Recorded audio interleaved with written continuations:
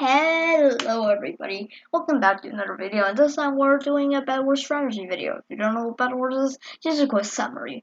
Basically, you break other people's bed, you kill the person, and then you win the game after everybody's dead. And if you click on this video, since this is a strategy video, then you should always know what it is, and I'm not gonna go in details about the other stuff. Anyways, well, my strategy is called the Napoleon strat. Since Napoleon, is a war general, and French, France, sorry, and he's really good,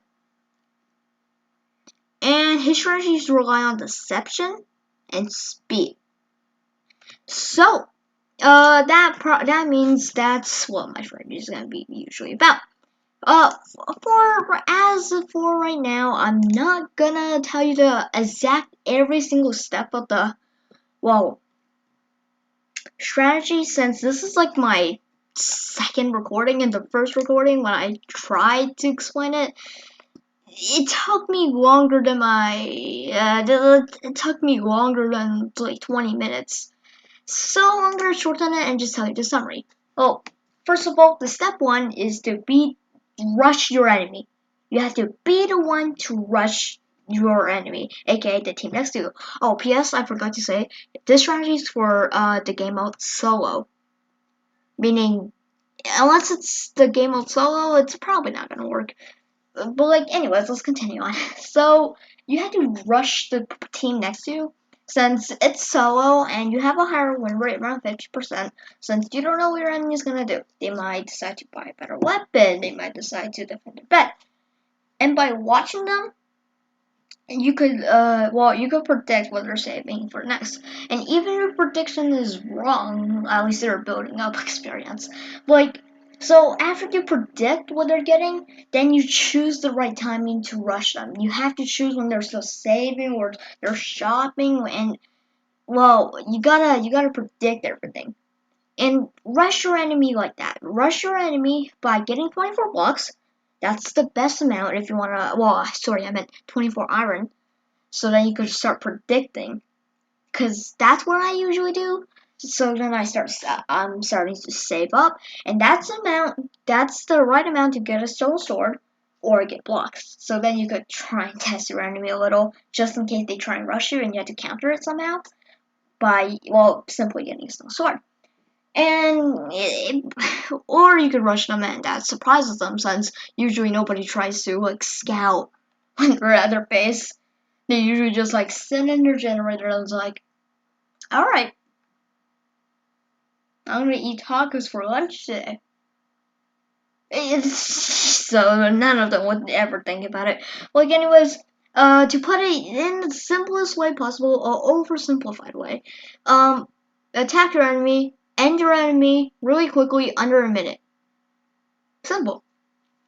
Now, step 2 is to get some blocks, get armor, and attack the next team closest to you. What I mean by that is, really any team that's closest to you that has a bed. Remember, you're going for the people who has a bed, because if you don't, they have a very high chance of dying from other people or just themselves, falling off the edge, blah blah blah blah blah. So go for the next team with beds, and remember to get armor. Since this is a tip, you don't have to, but this is a very good tip, since I'm predicting this for you. Almost everybody I play with always gets armor in solo when it hits that time. And I play 30 rounds per day. So, yeah, I think you should believe me.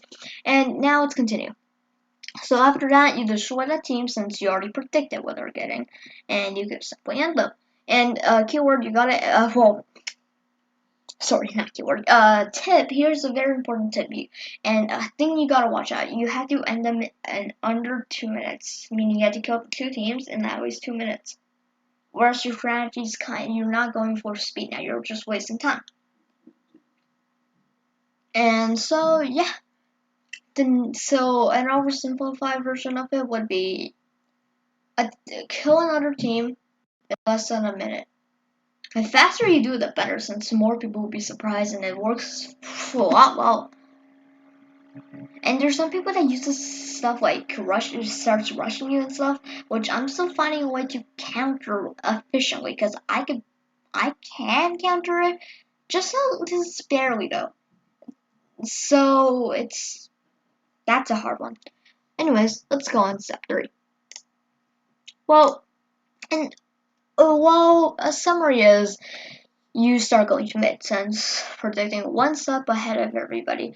It should be around 2 minutes or 3 minutes when you finish all these tasks by killing the 2 teams at least in the 2 minutes. Alright, if you pass that, you're goners.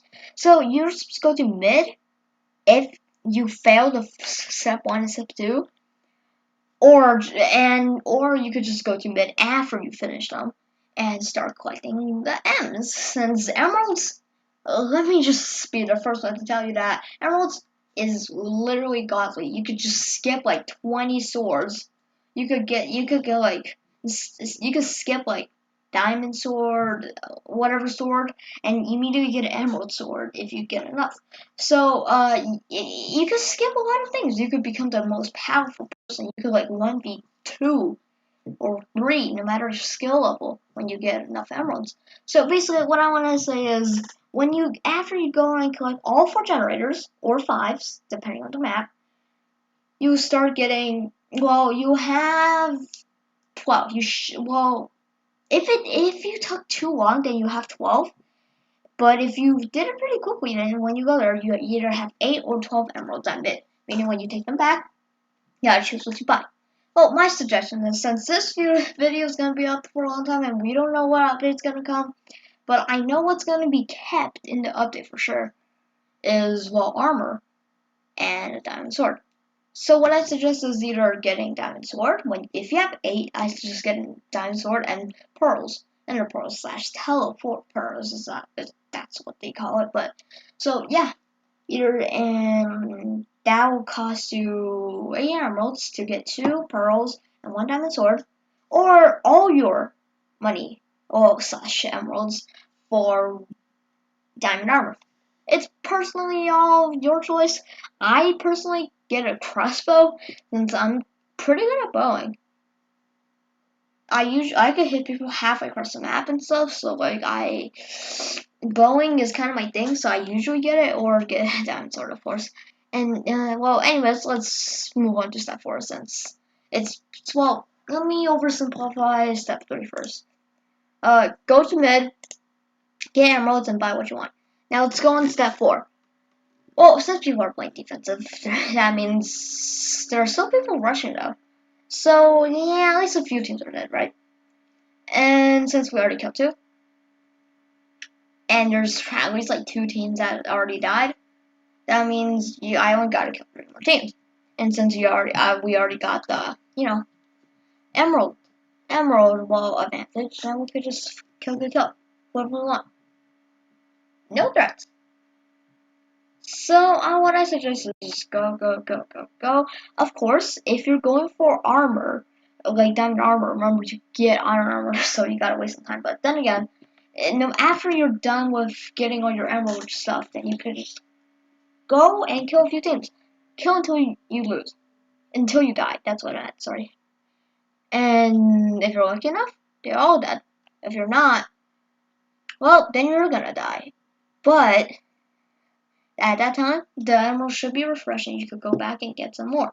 And just overall, if you keep dying, get some emeralds, attack. Get some emeralds, attack. But if you're feeling like you're not winning at all, you're not making any progress, then start stacking up. As long as they don't go to mid and you control mid, you're completely fine. Well, thank you for your time. And this is the Molten Napoleon Strat. Remember to like and subscribe. Also, if we get 10 likes on this video, I'll make another strategy. Well, yeah, that's it for today. See ya. And before I go, I'm not gonna have an intro outro since it's copyright music. So yeah, goodbye.